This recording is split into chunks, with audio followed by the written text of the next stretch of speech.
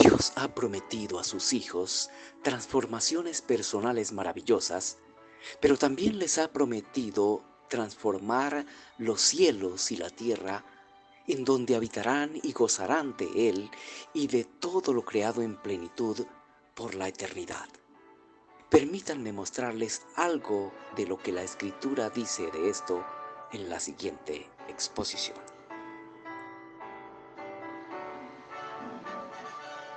La esperanza de los hijos de Dios incluye transformaciones personales y transformaciones universales. Hay una esperanza gloriosa, esperanza que incluye promesas grandísimas para el ser de cada uno de los hijos de Dios, pero también promesas que cambiarán toda la condición de vida en que vivimos acá. Que en ese mundo Dios nos concede cosas muy bonitas. Por ejemplo, poder tener el privilegio de salir a vacaciones a lugares exóticos son cosas hermosas que Dios concede en esta vida. No obstante, aún en esas cosas hay aflicción. No hay una sola cosa en este mundo que no incluya algo de aflicción.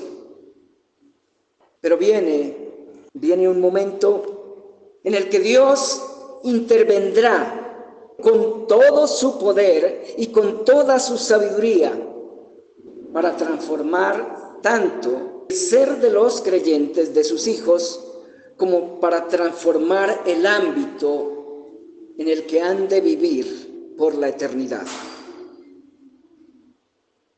En las dos exposiciones anteriores hablé de las transformaciones personales que tendrán los hijos de Dios, los cambios que recibirán cuando el Padre se manifieste y le veamos tal como Él es, el Señor Jesucristo.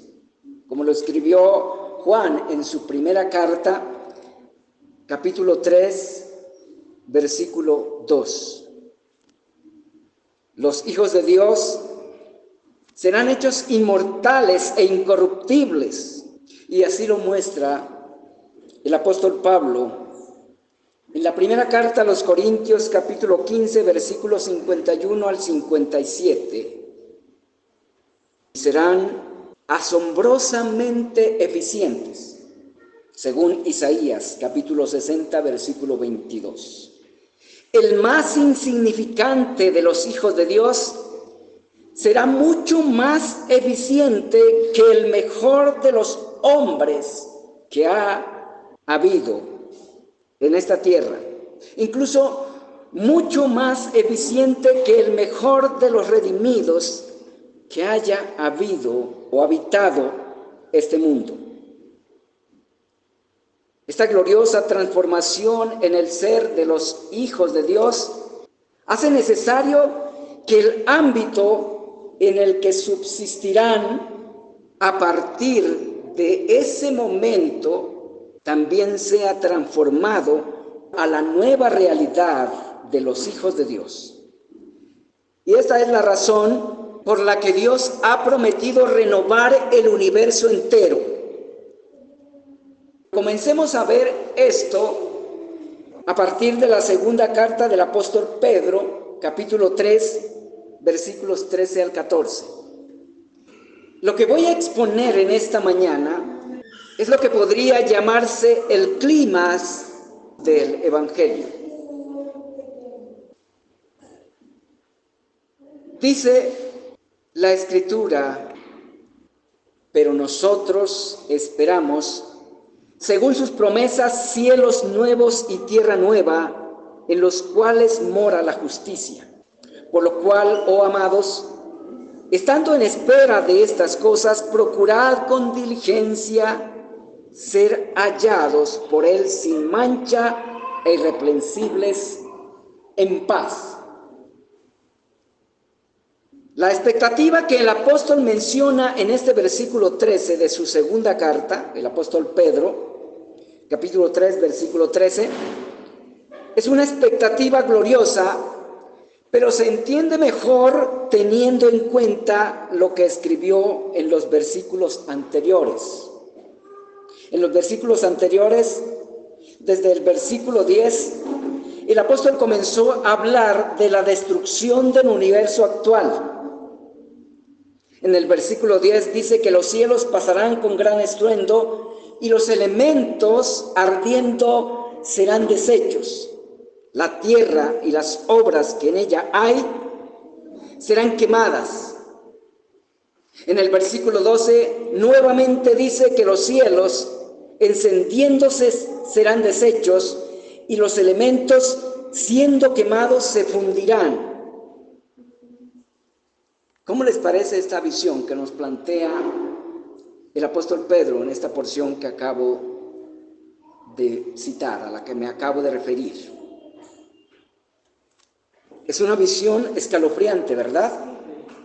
Imaginarnos a la tierra envuelta en fuego, fundiéndose, eso es espantoso.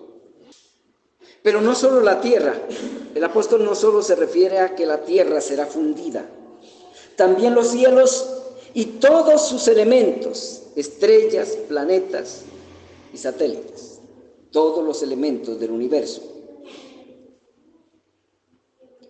Y es ante esta realidad que el apóstol dice en el versículo 13 del capítulo 3 de su segunda carta: pero nosotros esperamos según sus promesas cielos nuevos y tierra nueva en los cuales mora la justicia.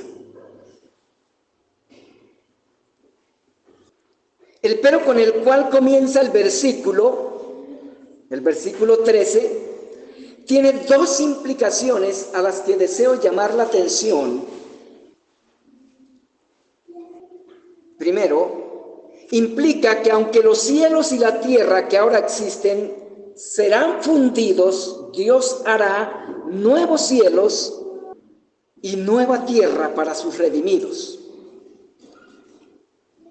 Pedro y otros esperaban esos cielos nuevos y esa tierra nueva donde la justicia de Dios será administrada de manera perfecta. Pero quiero llamarle la atención a algo de manera reflexiva. ¿Quiénes son los nosotros mencionados por el apóstol ahí en el versículo? El apóstol dice: pero nosotros esperamos cielos nuevos y tierra nueva. ¿Quiénes son esos nosotros a los que el apóstol se refiere? Esos nosotros son el apóstol que escribió la carta, los demás apóstoles a nombre de quienes también escribe, los creyentes a quien escribió originalmente esta carta, según el capítulo 1, versículo 1, y todos los que en cualquier tiempo y lugar tienen la fe que ellos tenían en el Señor Jesucristo. Todos los creyentes de cualquier parte del mundo, todos los que en verdad creen en el Señor Jesucristo de cualquier parte de la tierra, del planeta o de cualquier tiempo de la historia, pueden ser incluidos en estos nosotros. Pero antes es necesario que nos aseguremos que nos podamos incluir entre esos nosotros. En segundo lugar, el pero con el cual comienza el versículo 13 también implica que algunos no tenían esa esperanza, sino que eran escépticos. Se burlaban de quienes tenían esa esperanza. Capítulo 3, versículos 3 al 4, allí lo menciona el apóstol. Eran personas que habían oído de la promesa de la venida del Señor, habían oído de los eventos que ocurrirían el día de su retorno y las novedades que traerá con él. Algunos quizás se habían unido a los creyentes y habían acogido su esperanza por un tiempo, pero habían caído en incredulidad. ¿Cuál fue la causa de su decaimiento? Fue el punto de vista desde el cual contemplaban la promesa y los intereses sobre los cuales la habían basado. Esas personas a las que se refirió el apóstol en el capítulo 3, versículos 3 al 4, contemplaban la promesa a la que el apóstol se refiere únicamente según su corta vida y basados en sus intereses naturales particulares. No habían podido contemplarla desde la perspectiva eterna, por lo cual tampoco la habían podido fundamentar en los intereses de Dios. La fe que desarrollaron esas personas escépticas cuando oyeron la promesa fue una fe superficial, una fe momentánea, y su expectativa era una expectativa corta. Veían que todo seguía el ciclo normal desde la creación. La aparente demora esfumó su fe y su esperanza colapsó. Esto mismo le sucede a muchas personas en el día de hoy. Limitan las promesas de Dios al lapso del tiempo de su existencia aquí, en este mundo. Lo que preocupó al apóstol fue que cuando esas personas perdieron la fe y la esperanza, comenzaron a predicar su escepticismo, la incredulidad y los argumentos con los cuales la justificaban estaban perturbando la fe de los demás creyentes, por lo cual el apóstol Pedro vio necesario escribir este capítulo con el propósito de evitar ese efecto dañino en los verdaderos creyentes. Porque si bien una doctrina falsa o una concepción falsa o comentarios escépticos no pueden dañar la salvación de un creyente, si son capaces de perturbarla en gran medida. Y por eso el apóstol Pedro se vio obligado ante esas personas que estuvieron dentro de la iglesia por un tiempo, creyendo y esperando la promesa del regreso del Señor.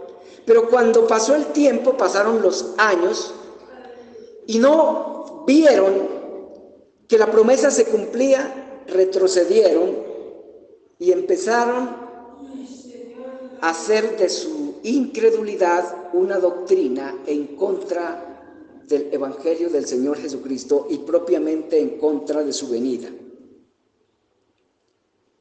Esa fue la razón por la que el apóstol tuvo que escribir este capítulo para orientar a los hermanos que estaban siendo afectados por esas personas en ese tiempo.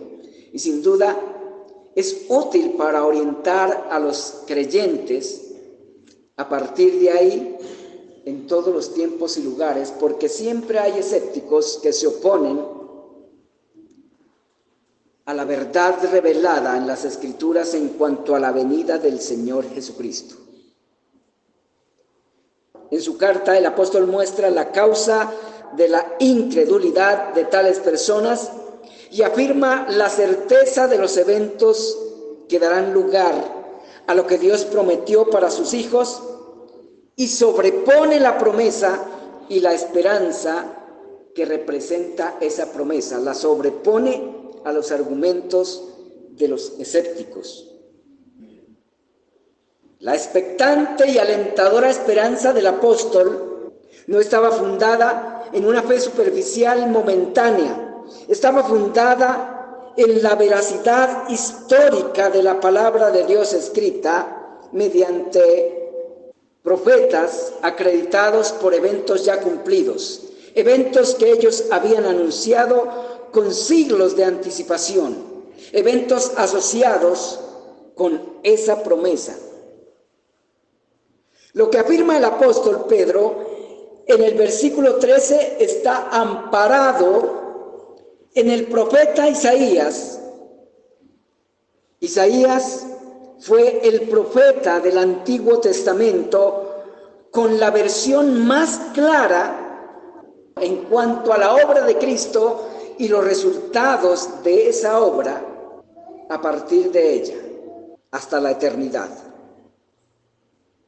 Lo que el apóstol tenía en mente, según el versículo 13 de su segunda carta, el capítulo 3, es lo que Isaías escribió en el capítulo 65, versículo 17 a el versículo 25.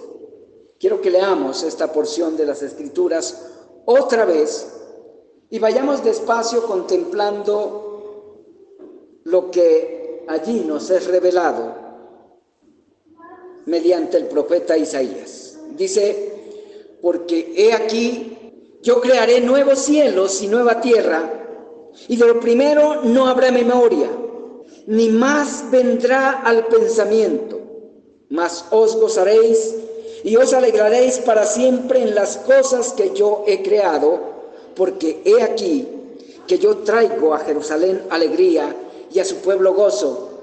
Y me alegraré con Jerusalén y me gozaré con mi pueblo, y nunca más se oirán en ella voz de lloro ni voz de clamor.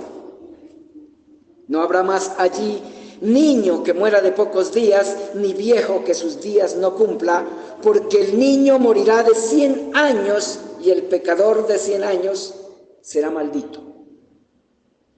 Edificarán casas y morarán en ellas, plantarán viñas y comerán del fruto de ellas. No edificarán para que otro habite, ni plantarán para que otro coma, porque según los días de los árboles serán los días de mi pueblo, y mis escogidos disfrutarán la obra de sus manos. No trabajarán en vano, ni darán a luz para maldición, porque son linaje de los benditos de Jehová, y sus descendientes con ellos. Y antes que clamen, responderé yo.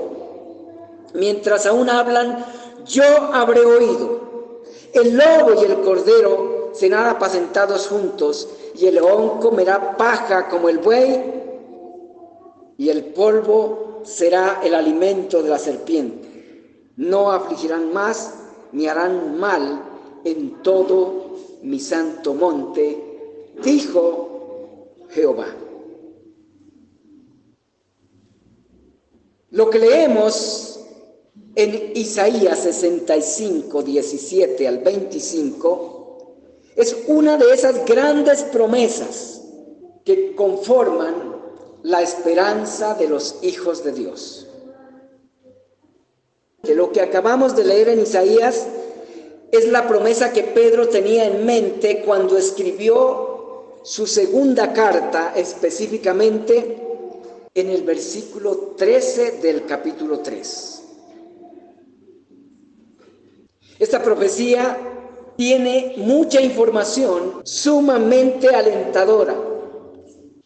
La condición de vida que allí Dios promete mediante el profeta Isaías es la vida que anhela todo corazón humano.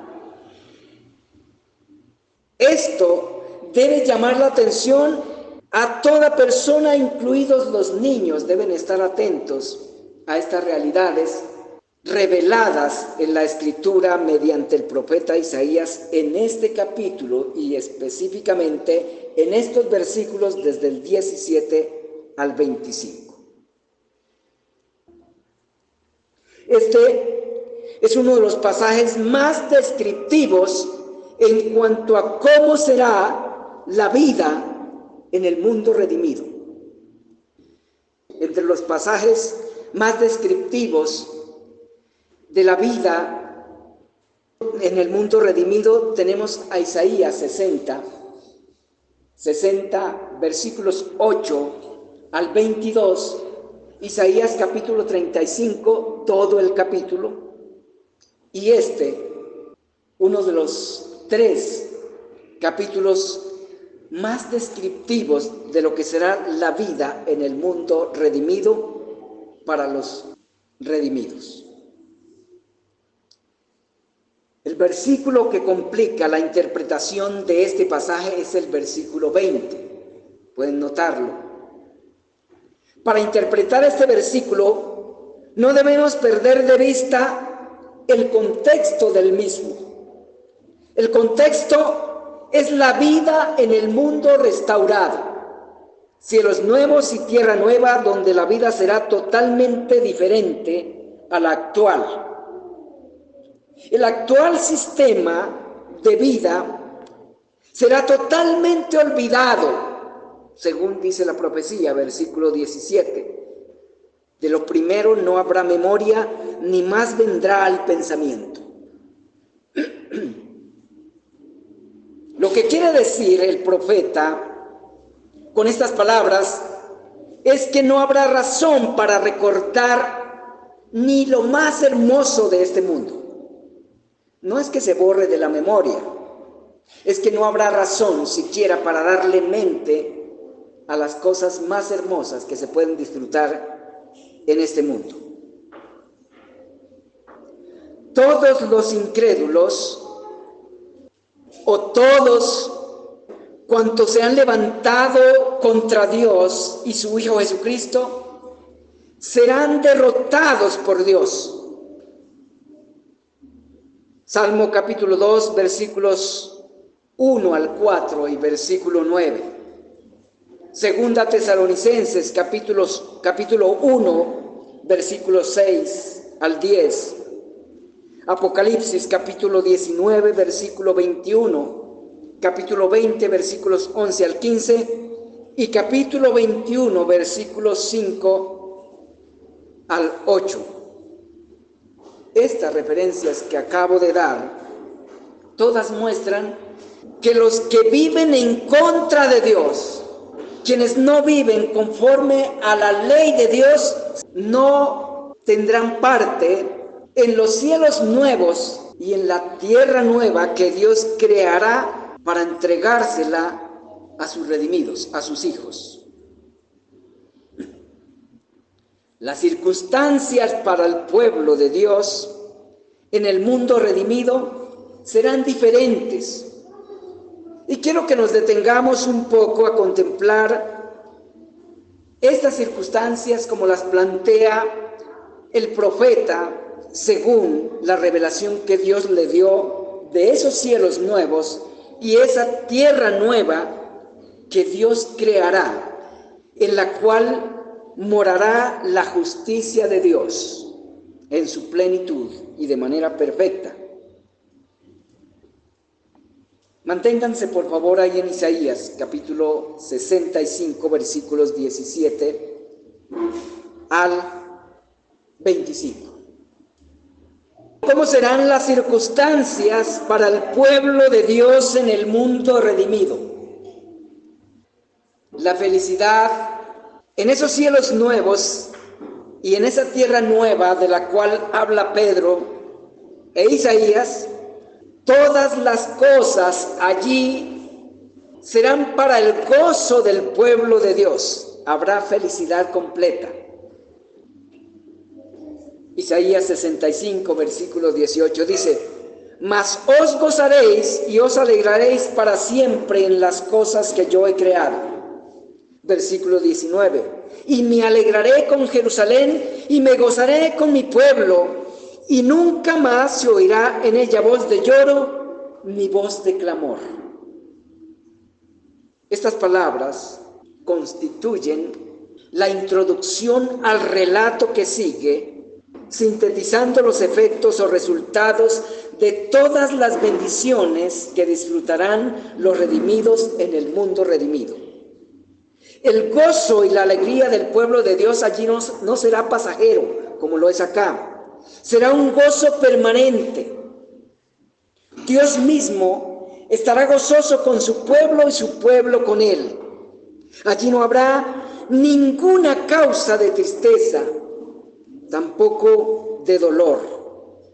Jerusalén es una referencia tipológica, analógica y sinécdoca a la Jerusalén redimida, la Jerusalén celestial, la Jerusalén mencionada en Apocalipsis capítulo 21, versículos 1 al 4. Otra característica de la vida de los redimidos en los nuevos cielos y nueva tierra mencionados por el apóstol y el profeta Isaías es que habrá productividad sin pérdidas ni ladrones. Mire cómo lo dice Isaías. Edificarán casas y morarán en ellas, plantarán viñas y comerán el fruto de ellas. No edificarán para que otro habite, ni plantarán para que otro coma. En otras palabras, no habrá quien les moleste la vida ni les robe el fruto de su trabajo. ¿No es hermoso eso? El pueblo redimido no dejará de ser laborioso y productivo. Al contrario, los redimidos serán mucho más productivos que lo que pueden ser en este mundo. Las habilidades del más pequeño de los redimidos serán aumentadas a potencias sumamente superiores a las que se pueden alcanzar en este mundo. Queridos hermanos, allí, en los cielos nuevos y tierra nueva, habrá trabajo y desarrollo a escalas jamás imaginadas y alcanzadas en el mundo como es ahora. Cada quien podrá realizar los sueños e ideales que no fue posible realizar en este mundo, y los podrá realizar con rectitud, sin frustraciones ni agotamiento.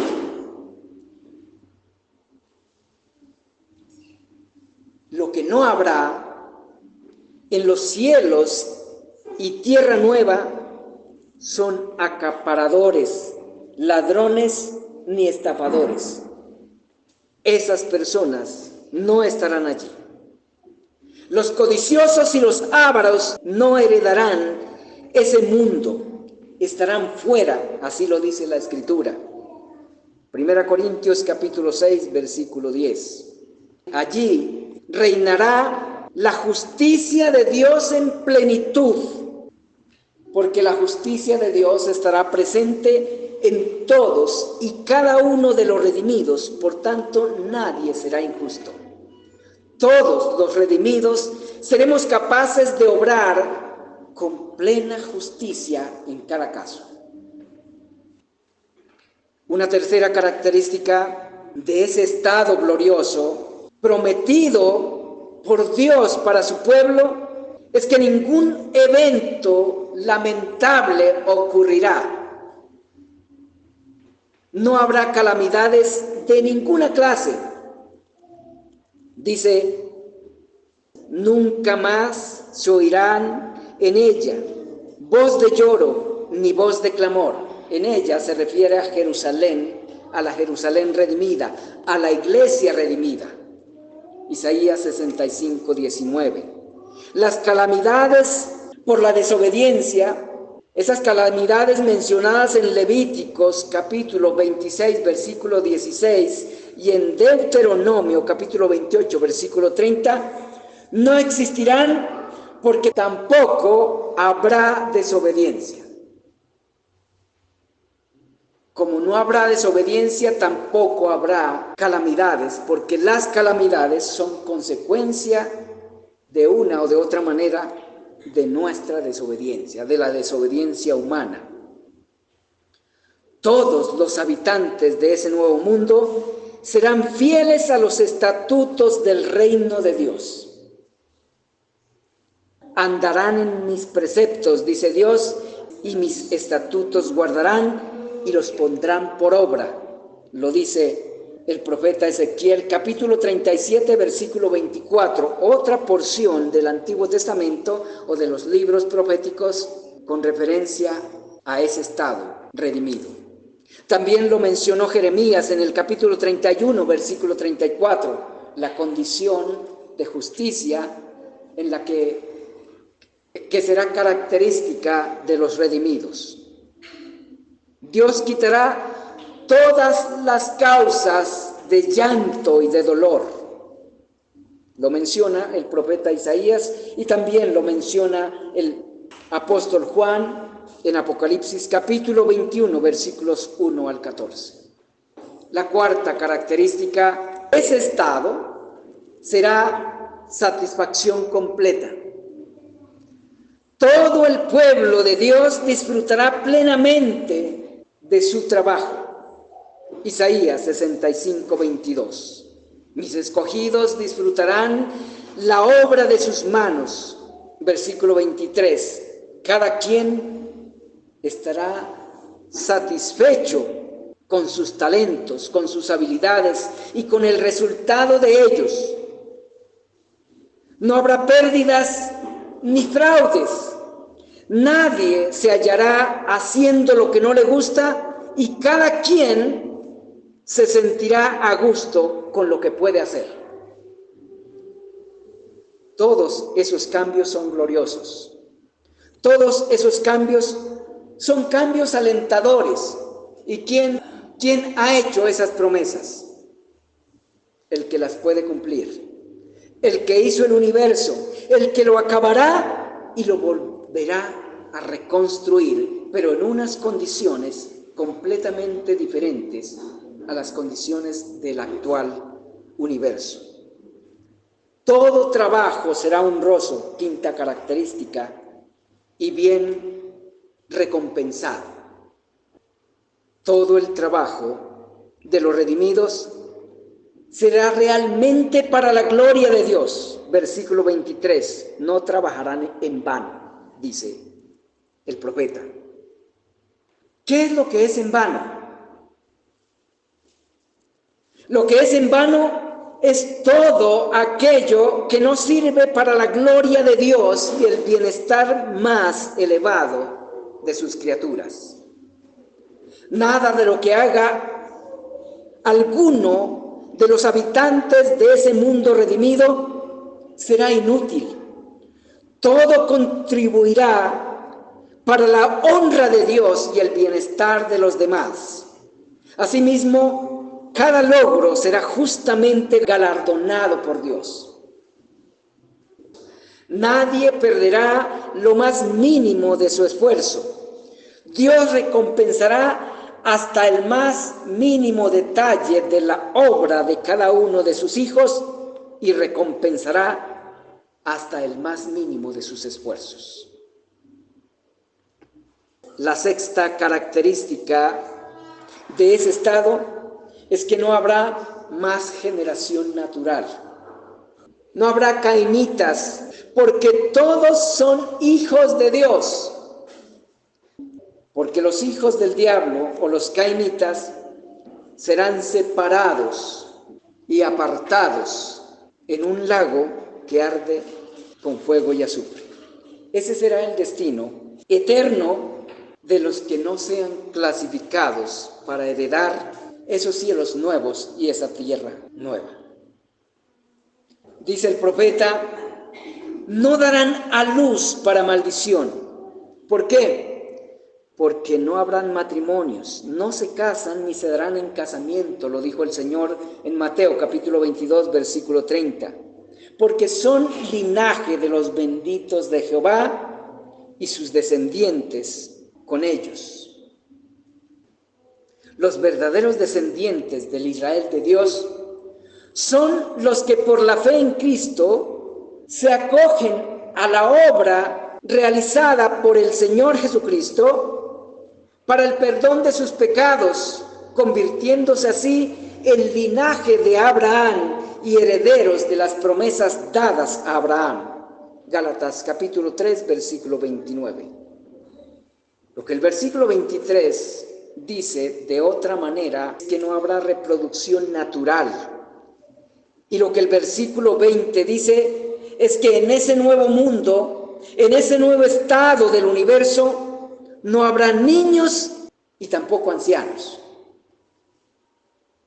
Allí estarán únicamente los hijos de Dios, los cuales no son engendrados de sangre ni de voluntad de carne, sino de Dios, por la fe en el Señor Jesucristo, mediante la predicación del Evangelio por parte de otros creyentes, porque esta es la forma en que la familia de Dios se reproduce, por la predicación del Evangelio mediante la fe en el Señor Jesucristo, la predicación del Evangelio mediante otros creyentes. Juan capítulo 1, versículos 12 y 13, y 1 Corintios capítulo 4, versículo 15.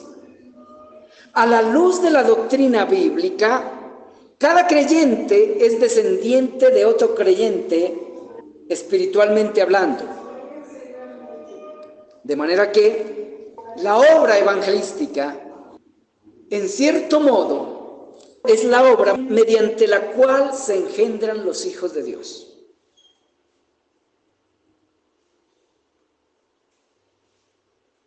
Mediante la predicación del Evangelio, Dios engendra a sus hijos.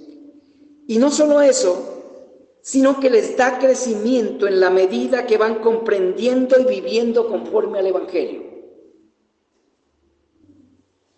La pregunta que surge de todo esto, que vemos en Isaías capítulo 55, versículos 17 al 25 es: ¿cómo afecta mi vida estas verdades?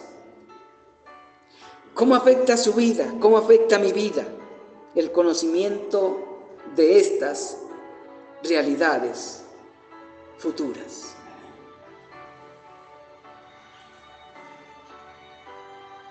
Ese será el tema de la próxima exposición, si Dios nos lo permite.